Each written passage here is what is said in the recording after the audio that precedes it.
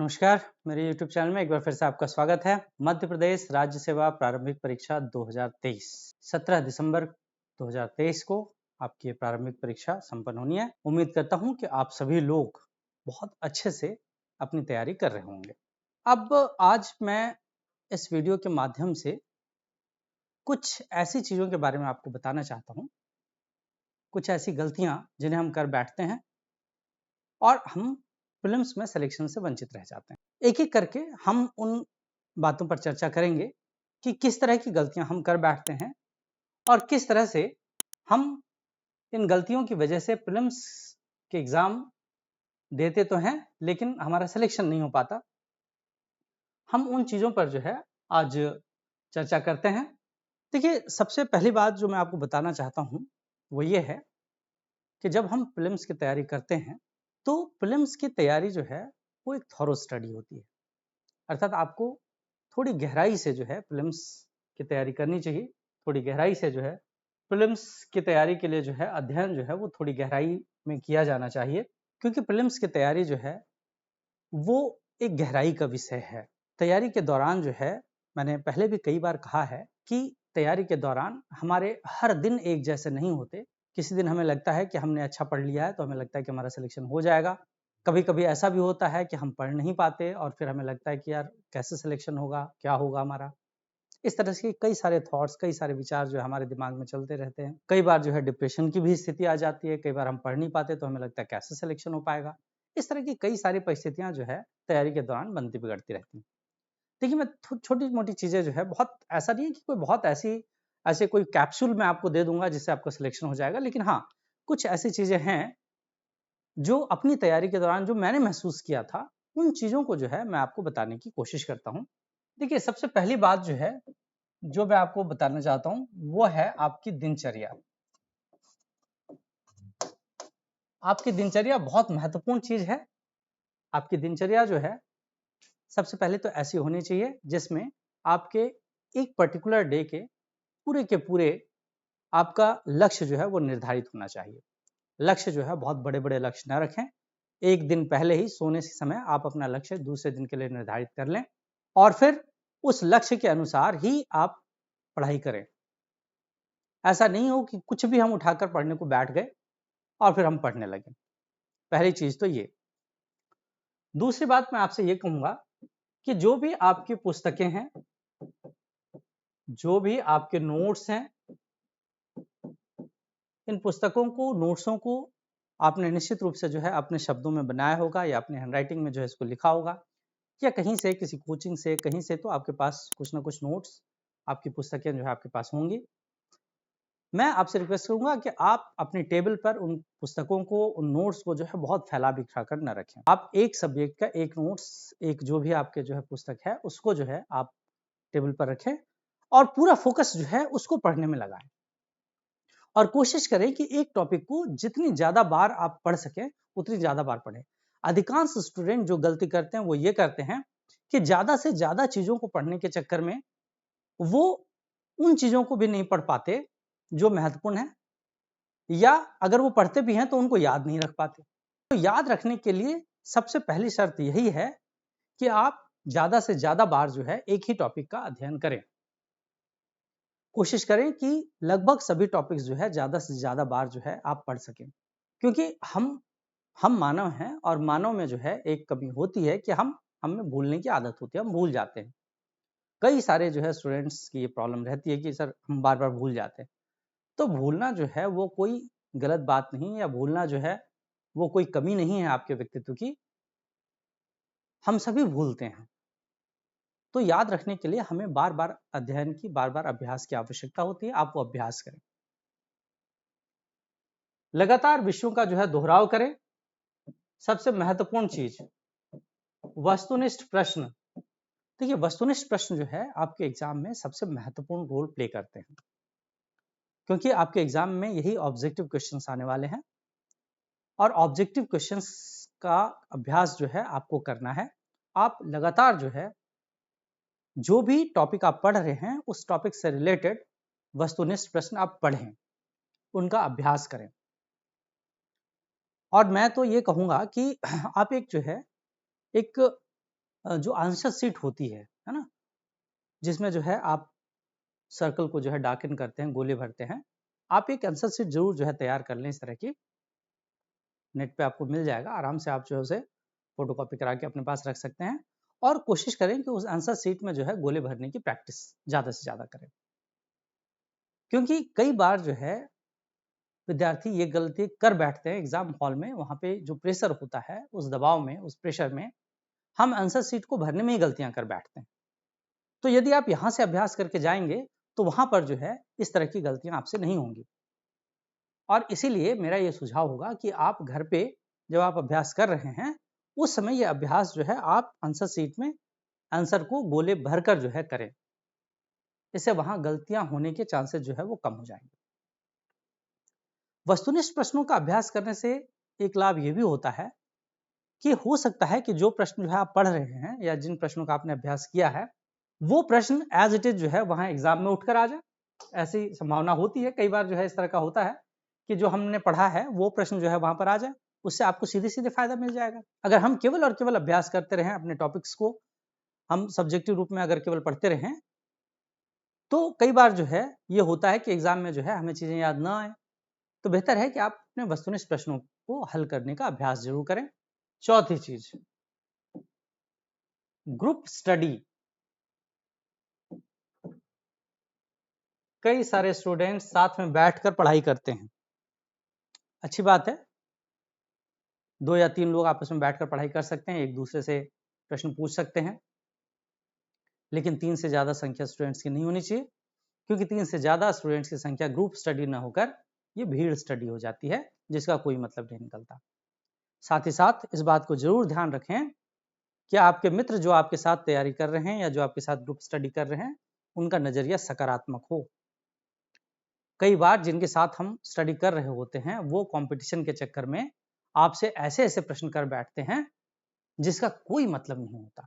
वो ये कोशिश करते हैं, वो ये जताने की कोशिश करते हैं कि मुझे तुमसे ज्यादा आता है, और इस चक्कर में वो ऐसे प्रश्न पूछ बैठते हैं जिसका एग्जाम से कोई लेना देना नहीं। जैसे अगर किसी विद्यार्थी, कोई दो दोस्त पढ़कर बैठकर पढ़ रहे हैं, एक दोस्त ने पूछा, अच्छा बता कि महाराणा प्रताप के घोड़े का नाम चेतक था, और महाराणा प्रताप जब चेतक के ऊपर बैठकर चल रहे थे तो उनके बगल में जो है वो मानझाला जो है वो चल रहे थे, उनके घोड़े का नाम क्या था। तो इस तरह के प्रश्न जो है इनका एग्जाम से जो है कोई बहुत ज्यादा लेना देना नहीं होता। तो आप अपने दोस्त, उन दोस्तों को आप दोस्त बनाएं, उन मित्रों को जो है आप मित्र बनाएं जो एग्जाम के प्रति, परीक्षा के प्रति सकारात्मक नजरिया रखते हों, जो पढ़ाई के दौरान आपका साथ दे सकें, न कि आपको हतोत्साहित करें। तो ये बहुत महत्वपूर्ण चीज है कि आप ऐसे लोगों से दूर रहें जो आपको हतोत्साहित करते हैं। न केवल मित्रों की बात मैं कर रहा हूं, बल्कि आस पड़ोस में कई बार क्या होता है कि हमसे ज्यादा चिंता हमारे पड़ोसियों की होती है। हमारे एग्जाम, गुप्ता जी के लड़के ने एग्जाम दिया था, क्या हुआ उसका? शर्मा जी के लड़के ने एग्जाम दिया था, क्या हुआ उसका? जब हम तैयारी कर रहे होते हैं, कभी किसी फंक्शन में चले गए, तो हमारे पड़ोसी, हमारे रिश्तेदार, नातेदार, इनको हमसे ज्यादा चिंता होती है, हमारे परिवार से भी इवन कई बार जो है ज्यादा चिंता होती है, और वो बार बार जो है आपसे पूछते हैं कि क्या हुआ यार, तुमने जो है एग्जाम दिया था, रिजल्ट आया, क्या हुआ, नहीं हुआ। कई बार जो है ये चीजें हमें हतोत्साहित करती हैं, और कई बार हमें लगता है, क्योंकि देखिए सिविल सेवा के लिए जो एग्जाम, जिस एग्जाम की तैयारी आप कर रहे हैं, ये एक टाइम टेकिंग प्रोसेस है, और ये बात जो है आपके पड़ोसियों को नहीं पता होती। उनको ऐसा लगता है कि बस उसने तैयारी की, 2 महीने में जो उसका सिलेक्शन हो गया और वो जो है कलेक्टर बन जाएगा, डिप्टी कलेक्टर बन जाएगा। तो ऐसा होता नहीं है। इस प्रोसेस के बारे में आपको अच्छे से पता है कि इस परीक्षा की तैयारी जो है एक टाइम टेकिंग प्रोसेस होता है, जिसमें समय लगता है थोड़ा। तो आप कभी भी अपने पड़ोसियों या अपने नाते रिश्तेदारों की इस तरह के जो कमेंट्स होते हैं उनसे हतोत्साहित ना हो, बल्कि कोशिश ये करनी चाहिए कि ऐसे लोगों से जितना कम से कम हो सके उतना कम मिले। मुझे याद है कि जब मैं तैयारी करता था उस समय जो है लगभग 2-3-4 साल तो हम लोग किसी से मिले ही नहीं, मतलब ना तो जो है कभी किसी शादी में जाते थे, ना कभी किसी फंक्शन में जाते थे। हो सकता है कि लोगों का अपना अपना एक्सपीरियंस है, मेरा एक्सपीरियंस कुछ ऐसा रहा, तो हम लोग बहुत कम जाते थे कहीं पर भी। कोशिश ये करते थे कि ज़्यादा से ज़्यादा समय, क्योंकि अगर आप शादी में जाते हैं 2-3 घंटे आपके खराब होते हैं, कहीं किसी फंक्शन में जाते हैं 2-3 घंटे आपके खराब होते हैं, और वो 2-3 घंटे आपकी पढ़ाई के लिए बहुत महत्वपूर्ण होते हैं। तो वो पूरा का पूरा दौर जो है उस समय तो आपको एक तरह से आपके जो सोशल रिलेशंस होते हैं उनसे आपको जो है कट कर रहना पड़ता है कहीं। तो पांचवी चीज मैं कहूंगा जो सामाजिक दायरा है, इस सामाजिक दायरे को थोड़ा सा जो है वो आप कम करें और अपनी पढ़ाई के ऊपर जो है थोड़ा ध्यान दें। छठी चीज जो है मैं कहूंगा आपको सोशल मीडिया आपका। देखिए कई सारे लोग जो सिलेक्ट हो चुके हैं, देखिए हमारे दौर में जो है वो सोशल मीडिया जो है इतना ज़्यादा प्रचलित नहीं हुआ करता था, लेकिन आज के दौर में जो है सोशल मीडिया जैसे फेसबुक है, ट्विटर है ना, तमाम तरह के जो है दूसरे जो सोशल मीडिया प्लेटफॉर्म्स हैं इनका बहुत ज़्यादा प्रचलन चल गया है और ये कई बार जो है वो हमें परेशान करते हैं, कई बार जो है हमारे टाइम को किल करते हैं। कई बार तो ये भी होता है कि हम यूट्यूब पर कुछ अच्छी चीज़ें देख रहे हैं, जैसे आप ऑब्जेक्टिव टाइप क्वेश्चंस की तैयारी कर रहे हैं यूट्यूब पे, कई सारे आजकल चूंकि आते हैं। मैं भी आगे आने वाले दिनों में जो है इस तरह के क्वेश्चंस अभ्यास के वीडियो जो है वो डालने वाला हूँ। आप देख रहे होते हैं और उसी समय जो है कोई मैसेज आ गया या फेसबुक पे कुछ मैसेज आ गया, हम उसको देखने लग जाते हैं और हमारा जो मेन एम होता है, जो हमारा लक्ष्य होता है, उससे कहीं ना कहीं डिस्ट्रैक्शन हो जाता है, भटकाव हो जाता है। तो हम कोशिश ये करें कि सोशल मीडिया से हम अभी थोड़ा दूरी बना कर रखें, क्योंकि सोशल मीडिया में तमाम तरह के जो आपके दोस्तों के पोस्ट या अन्य लोगों के जो पोस्ट आते हैं उनसे कई बार जो है हमारा डिस्ट्रैक्शन होता है। हम कई बार हतोत्साहित भी होते हैं कि देखो फलाने का लड़का ये बन गया, उसने ऐसा कर लिया और हम कुछ नहीं कर पाए। तैयारी के दौरान हतोत्साहित बिल्कुल नहीं होना चाहिए, आपको हमेशा उत्साहित रहना चाहिए, जो बड़ा मुश्किल काम होता है। तीसरी सातवीं चीज ये है कि वस्तुनिष्ठ प्रश्न, जब आप वस्तुनिष्ठ प्रश्न करते हैं और जब आप ये वस्तुनिष्ठ प्रश्न का अभ्यास करते हैं तो आप ये अभ्यास अकेले करें। देखिए ये बात मैं इसलिए कह रहा हूं क्योंकि जब आप एग्जाम हॉल में बैठेंगे, परीक्षा हॉल में बैठेंगे, उस समय जो है आप अकेले होंगे और आपके अकेले का दिमाग ही वहां पर चलना है। अगर आप घर में बैठकर 2-3 अपने साथियों के साथ बैठकर तैयारी कर रहे हैं, अभ्यास कर रहे हैं, तो इस बात के चांसेस बढ़ जाते हैं कि आपके अभ्यास में किसी दूसरे साथी का दिमाग भी जो है लग जाए। तो इस गलती से जो है बिल्कुल बचना चाहिए आपको। जब भी आप अभ्यास करें बिल्कुल अकेले बैठकर करें। हाँ, आप डिस्कशन जो है अपने मित्रों के साथ कर सकते हैं, लेकिन जब आप अभ्यास कर रहे हैं, खासकर वस्तुनिष्ठ प्रश्नों का अभ्यास कर रहे हैं, तब आप अकेले इन प्रश्नों का अभ्यास करें, क्योंकि आपके अकेले का दिमाग जो है वहां एग्जाम हॉल में लगना है। तो इस बात को जो है हम जरूर ध्यान में रखें। अब एग्जाम से पहले की जो गलतियां हमसे होती हैं उनमें सबसे बड़ी गलती जो है वो ये होती है कि हम हमारे सारे टॉपिक्स को हम कवर नहीं कर पाते और इसलिए हमारा टेंशन जो है, हम पहले से ही टेंस हो जाते हैं कि हमने सारे टॉपिक्स को कवर नहीं किया है।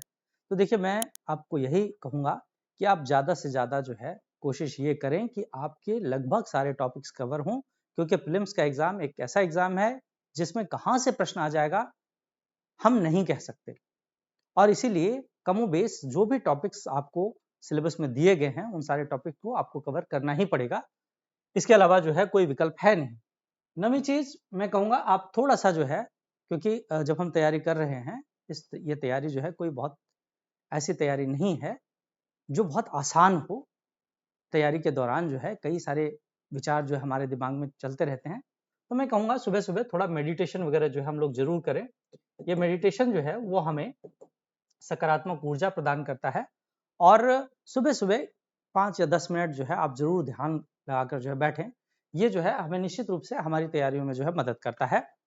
परीक्षा से पहले जो गलतियां होती हैं वो ये होती है कि परीक्षा के ठीक एक दिन पहले हम पूरी रात बैठकर पढ़ रहे हैं।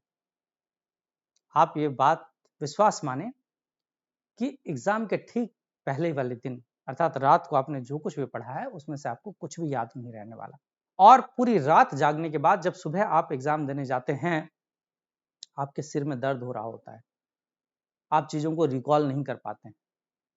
भाई जाहिर सी बात है, ये जितने भी साइकोलॉजिस्ट हैं या जितने भी इस विषय से संबंधित जो विशेषज्ञ हैं वो सभी इस बात को बताते हैं कि आपका दिमाग जितना फ्रेश होगा आप चीजों को उतनी अच्छे तरीके से रिकॉल कर पाएंगे और दिमाग को रिफ्रेश करने के लिए दिमाग को आराम देना अर्थात भरपूर नींद लेना जो है वो बहुत जरूरी है।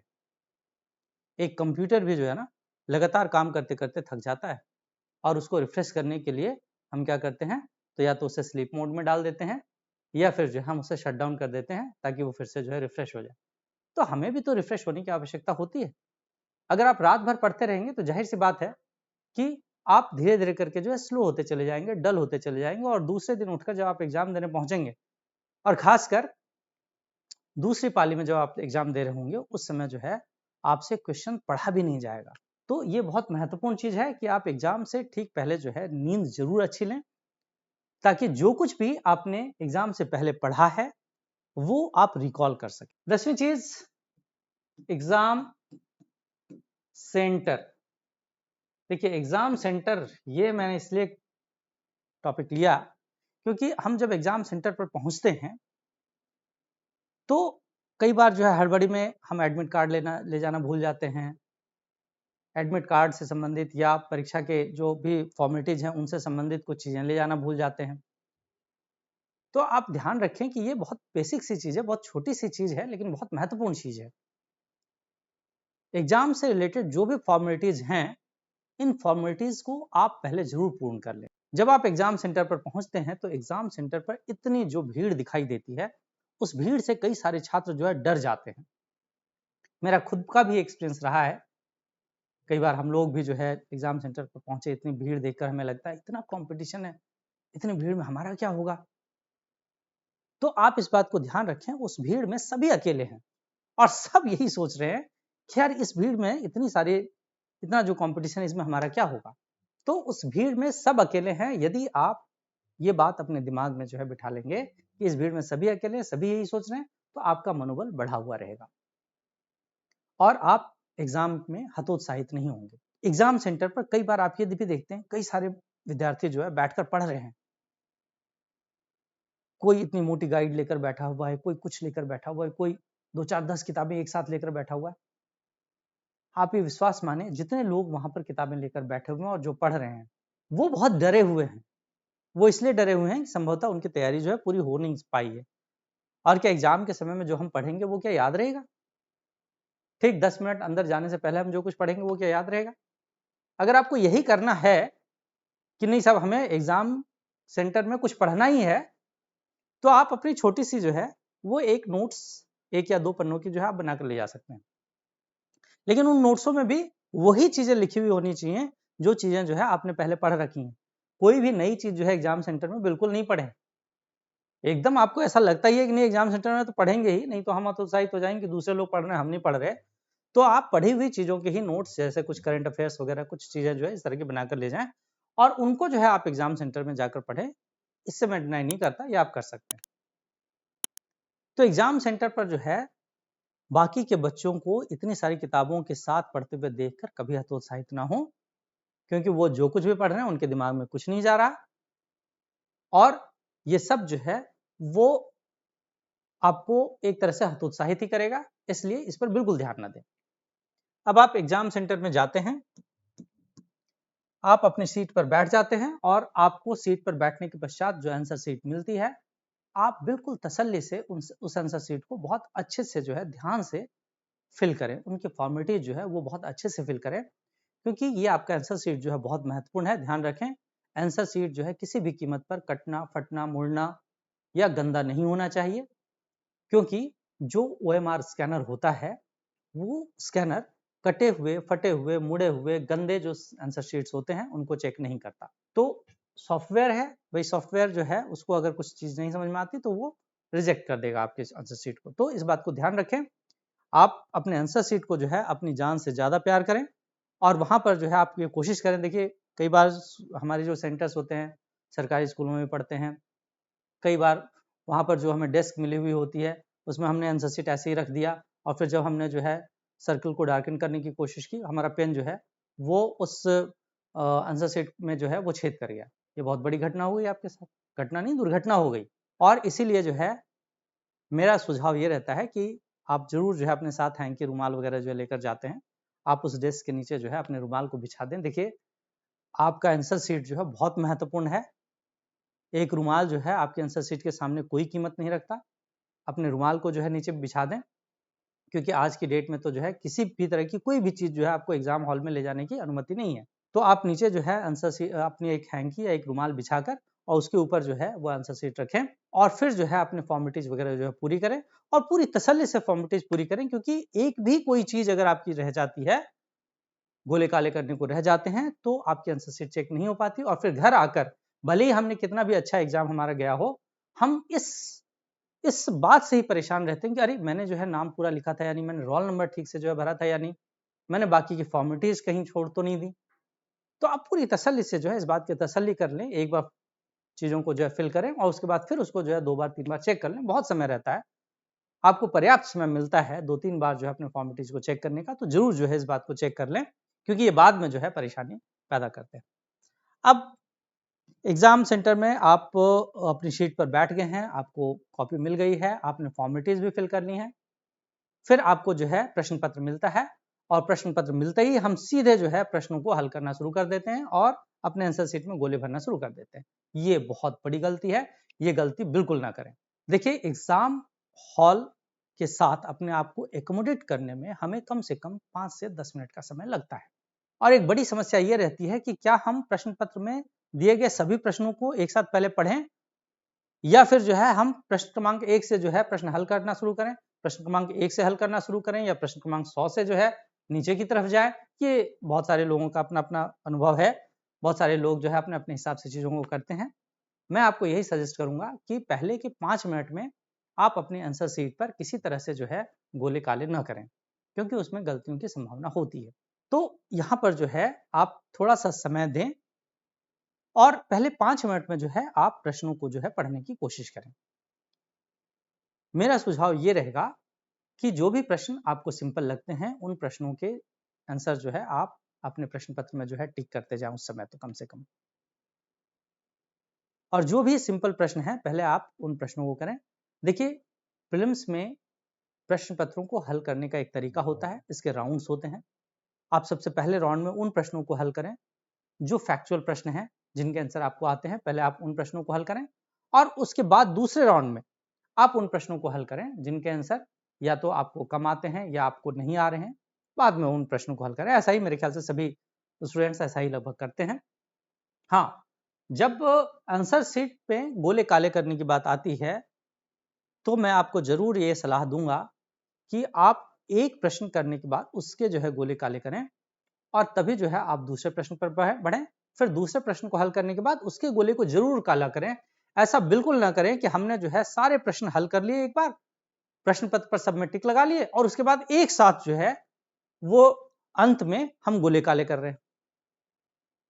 ऐसे कई सारे उदाहरण हैं जिनमें विद्यार्थियों ने प्रश्न पत्र पर आंसर टिक तो कर लिए, लेकिन बाद में जो है कोई आंसर शीट में वो गोले काले नहीं कर पाए, या तो समय की कमी हो गई या कोई और कारण रह गया।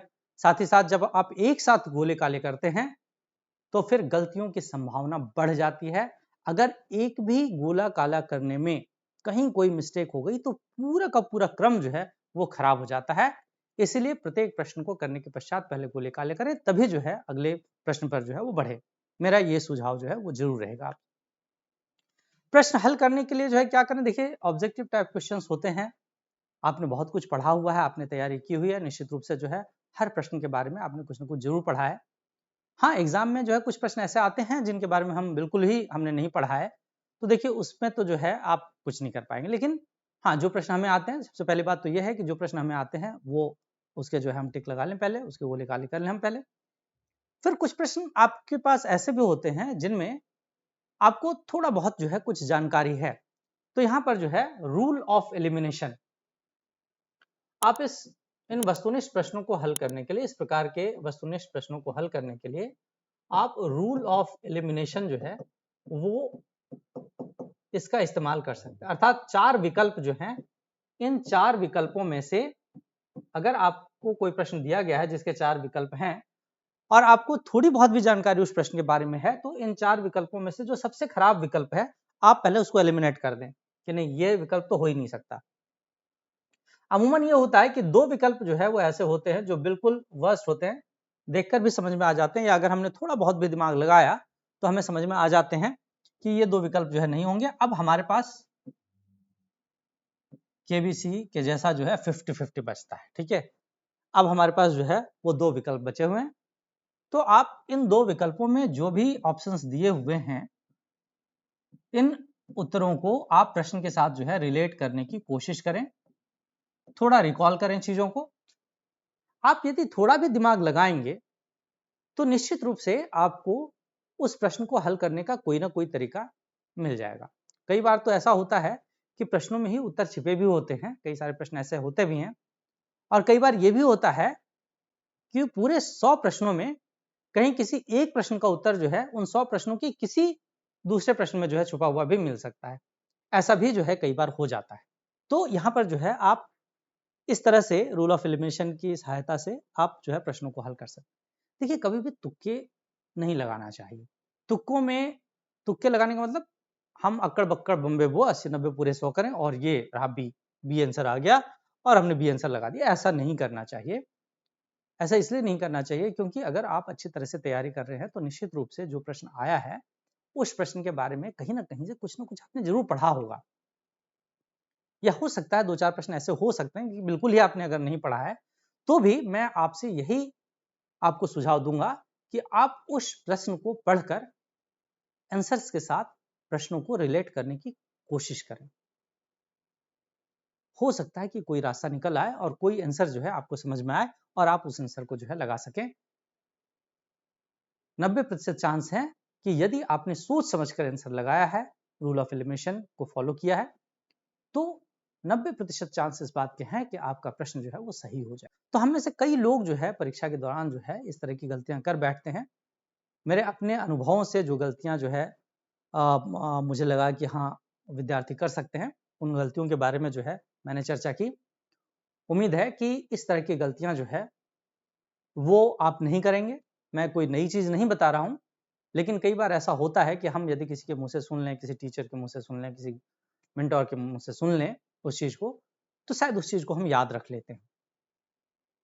आप में से किसी एक छात्र का भी जो है अगर ये सारी गलतियां अगर नहीं दोहराते हैं ये और इससे अगर किसी एक छात्र को भी फायदा होता है तो मुझे लगेगा कि मेरा ये वीडियो जो है वो सफल हो गया, मेरा ये समझाना जो है वो सफल हो गया। आगे के वीडियोस में मैं आपको वस्तुनिष्ठ प्रश्नों के अभ्यास जो है वो जरूर कराऊंगा।